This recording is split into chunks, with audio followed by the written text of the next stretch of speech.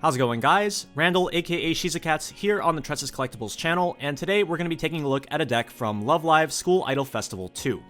While SIF2 can be seen as a supplementary set to the individual Love Live branches, the deck we're going to be featuring today plays SIF2 as a standalone set, which means you cannot combine it with any of the older cards from those individual branches. Despite that, this set has plenty of modern tools to get the job done. Let's jump right in. Before taking a look at the individual climax combos themselves, let's first talk about the experience requirements of the deck. Most Weiss Schwarz decks with experience requirements will cap out at 6, such as Quince or Shauna, with rare outliers such as Danmachi with experience 7 and Azurlane with experience 8. However, Love Live SIF2 has the distinction of being the only set in the entire game in either language to have experience 9 requirements. This means that you will need to put 3 level 3 characters into your level zone throughout the course of the game if you want to play any of the cards that have this EXP 9 condition. One of those cards is the level 3 Chica combo we're running in today's deck. This card heals the bottom card of your clock to waiting room on play, and has a climax combo with Door. On attack, if the experience requirement is met, you can pay 1 and discard 1 to gain 1500 power and choose between one of 2 effects. You can either burn 1 and shuffle 3 cards from the opponent's waiting room back into their deck, or you can just go for a straight up burn 3. While the latter gives you overall higher damage output, the burn 1 shuffle back mode should not be underestimated, especially in situations where your opponent's deck is low on climaxes. At level 1, we're using the Maki Pants combo. This combo also has an experience requirement of 2. But this is not for the combo itself, just for an additional continuous 1k power to bring her up to 5500. Her combo activates on attack. Top check 4, add a character, send the rest to waiting room, and gain 1k power. Very simple yet effective combo that gives us good deck speed and allows us to quickly go into our first refresh if needed. Although Maki's experience requirement is only 2, we do want to be leveling back-to-back-to-back level 3s for our endgame. So don't put a level 2 character into your level zone if you can avoid it. To accommodate our extremely high experience condition, we're running a lot of level 3 characters, while also employing a bit of a toolbox style in the endgame, which we'll get to later on in the video. For now, let's take a look at our level 0s. We don't run any dedicated turn 1 plays in this deck, such as runners or chasers, so for the most part you can just play your least important level 0 on turn 1 if you go first. However, as a follow-up, we have the Ruby, which is a very strong card. On play, she has the Riki ability, pay 1, clock 1 from waiting room, and search a level 1 or lower character from the deck. This is an immensely powerful ability to set us up for the rest of the game by grabbing a level 1 Maki combo or maybe a missing utility piece such as a Brainstorm. Being able to clock from the waiting room rather than from the top of the deck, like a lot of other Riki effects, also lets you set up the high-level characters in your clock so you can send them to your level zone to fulfill experience requirements. Oh, also she gives 500 power on attack, obviously not the focal point of the card, but still a nice small boost that might occasionally come in handy. Alongside Ruby in our level 0 line is her sister Daya, another very powerful card. During your turn, she gains 2000 power basically for free, letting her swing for a massive 4k and clear pretty much every opposing level 0 that she goes against. Her other effect lets you pay 1 and sacrifice herself to return your other character back to hand when they are getting front attacked. By frontlining Daya and attacking with her, you can play aggressively knowing that you'll be able to retain one of your other attackers with Daya's effect. She's a fantastic card on pretty much any turn except turn 1 going first, where she wouldn't get any value due to her being your only attacker. Next we have our Brainstorm of the deck, Kanon. Her first effect, which lets us ignore color when playing climaxes, is largely irrelevant in this deck, but her other 2 abilities are both very important. She is, of course, a Rest Self-Salvage Brainstorm, a staple of modern Weiss Schwarz, and whenever we play a climax, we can use her other ability, discarding a card to draw a card, a fantastic way to get unneeded cards out of our hand and look to draw something more useful, or even just to get through 1 additional card in the deck if the situation calls for it. Now for the utility line, we have Nico. This card has 2 filter abilities to change the contents of your hand, which can be activated in the order of your choosing. The first effect reveals the top card of your deck, and if it's a music character, you add it to your hand and then discard a card. And the second effect discards a character for cost and draws a card. Honestly, this is probably the best card to play turn 1 going first, as it gets a bit of hand fix going to improve your future turns. Next we have the level 0 Yo. On play, you can discard a card to reveal the top card of your deck, and then salvage a character with a level equal or lower than that of the revealed card. This effect is extremely powerful, giving you a discard outlet, semi-selective salvage, and knowledge of the top card of your deck all in one action, and it doesn't even require any stock. Between Kanon, Nico, and Yo, we have plenty of ways to get unneeded cards out of our hand without using any stock. And because we run so many level 3s in our deck, we're bound to draw quite a few of them throughout the game, so use all of these cards to filter them into more useful stuff to use in our early game. Next, we have a pair of stock-costed hand fixes. The Kanata is a drop searcher that buffs 1500 anywhere upon attacking, which is a super solid second ability. Even if you don't need to play her for her search ability, that extra 1500 power gives her something to do at any stage of the game. I is our drop salvage. However, unlike Kanata level 1, the I activates on death. Pay 1, discard 1 to salvage a character, and top check to rearrange. Her second ability lets you sack her to give a character 1 soul, which would also proc the drop salvage effect at the same time since she went to waiting room. While the effect being on death makes it a bit slow compared to an on play drop salvage, we have plenty of other utility cards that can fetch us what we need on play, such as the level 0 Yo. Typically, we wouldn't want to sack I to give soul throughout the mid game as it's a -1 on hand, but by giving soul to a character on our finisher turn, we can accomplish multiple things at once. Drop salvage to get what we need, top check 2 to see upcoming triggers, and maybe even set ourselves up for some side attack tricks. Next we have Setsuna, which is a helmet. That is, sack her and discard a card to salvage any character from your waiting room. Unlike all of the previous handfix options we've seen so far, Setsuna does operate at a -1, but gives you guaranteed access to any card in your waiting room and does not cost any stock. She also has an extra effect of resting herself to give 500 power cross turn to one of your characters. This allows her to operate as a pseudo back row card even if you aren't using her helmet effect. Or you can just use the buff effect and then immediately follow it up with the helmet effect to replace her with something more important. Our final level 0 of the list is the Shioriko Climax Swap. Climax Swappers are an important profile to run in any deck to ensure that you have the right climax at the right time, and this deck is no different. Her other effect is Shift, letting you cherry pick her from the clock at the start of your main phase in exchange for a yellow card in your hand. We don't run very many yellow cards in the deck, so this might not come up often, but it's nice to have the option anyways. At level 1, alongside our Maki combo, we have 2 copies of the level 1 Hanayo.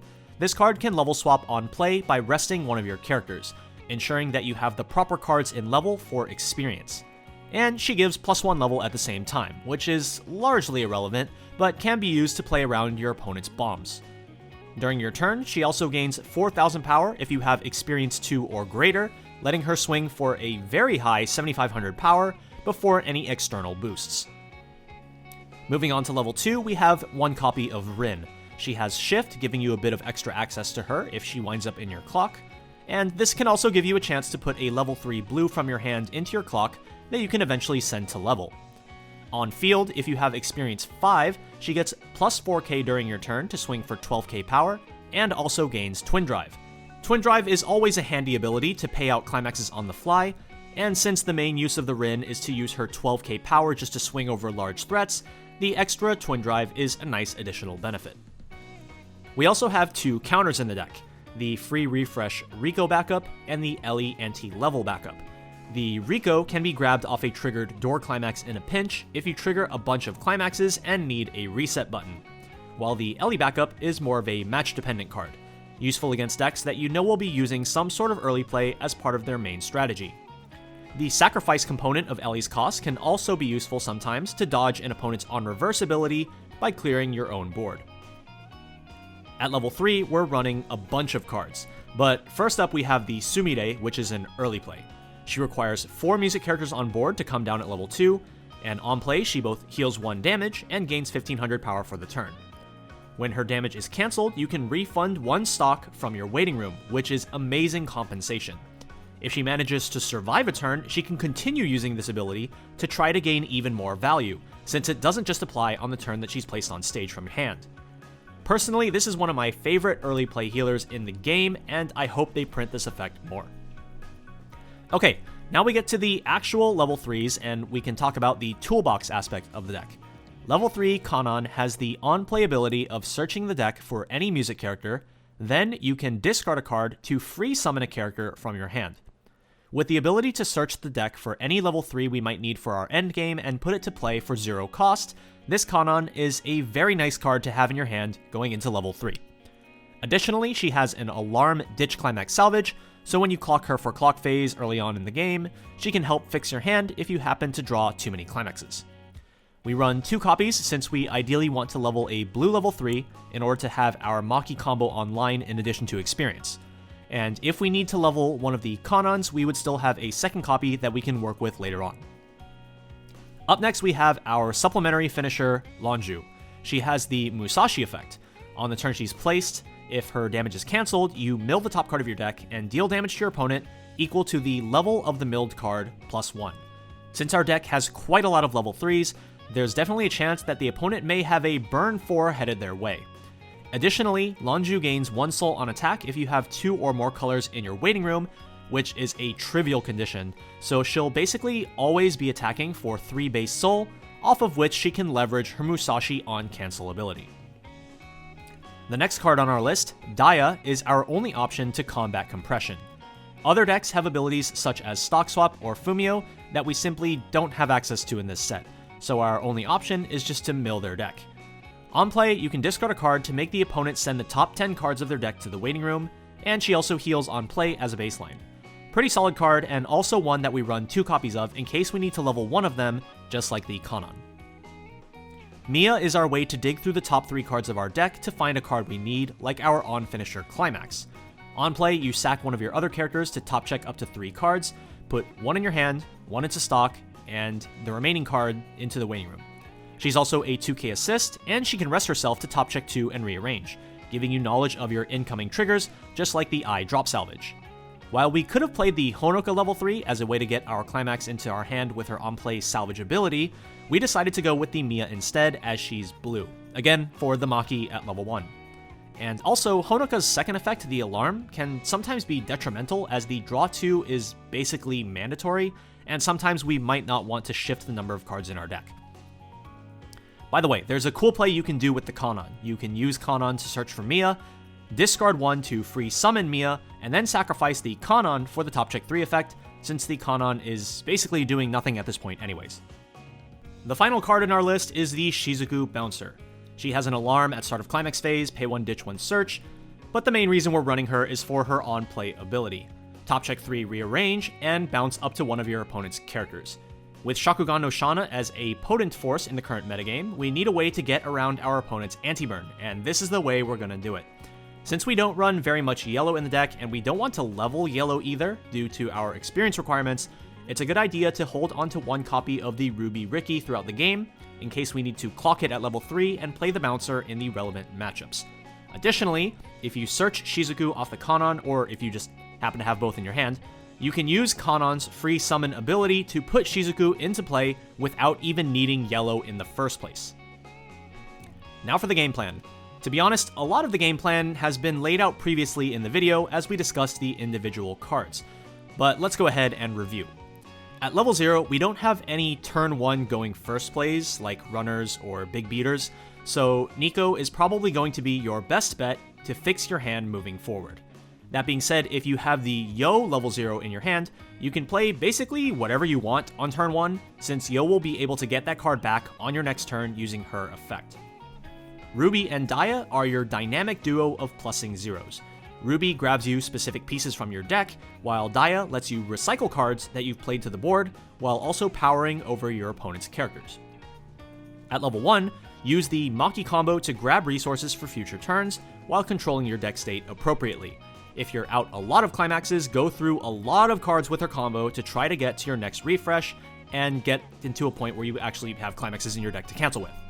If you still have a lot of climaxes remaining in your deck, you can try to go through fewer cards with the combo to maintain the number of climaxes still in your deck to cancel with, but be sure to grab usable cards off the combo so that you can still play the game moving forward.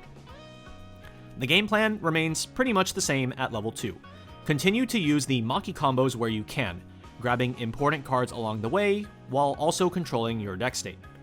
Sumire is the main addition at level 2, being a generally useful card to just play and heal, while Rin is more of a tech option, useful if the opponent presents a large body at level 2 that needs to be taken care of. Cards to look for prior to hitting level 3 are your Chica combos, obviously, as well as the Kanon on-play search to grab whatever else you may need. Triple Chica combo is relatively easy to pull off, requiring 7 starting stock and 7 hand. The 3 Chicas themselves, plus Climax, plus 3 discards. That being said, double Chica plus Lonju is also perfectly reasonable, requiring 6 starting stock and 6 hand. Additionally, you may need to adjust your endgame based on your opponent's deck that they're playing, or their deck state, adding in cards like the Shizuku Bouncer or the Daya to mill their deck when necessary. Your leveling pattern is always going to be prioritizing a level 3 blue first, as we've mentioned before. Ideally, it's either the Kanon or Daya, since we have 2 copies each to work with, but if you need to level the Mia, well, we included her as a 5th blue level 3 for a reason, right? Afterwards, look to get a red level 3 into your level zone, ideally either the Sumire or Lonju, so we can keep all of our Chica finishers in rotation. Finally, get a last level 3 into your level zone for experience 9, and remember that you always have the level 1 Hanayo to level swap if needed. And that's going to wrap it up for our Love Live SIF2 deck profile. There are a lot of different ways that you can build this set given the wide card pool, so go ahead and let us know down in the comments what sort of build you're going to be trying out in this set. Be sure to like the video and subscribe to the channel to stay tuned for our upcoming gameplay block as well, where we will be featuring multiple different deck lists that we've come up with. And until then, this has been Randall, aka Shizakats, on the Tressa's Collectibles channel, and we'll see you in the next one. Bye!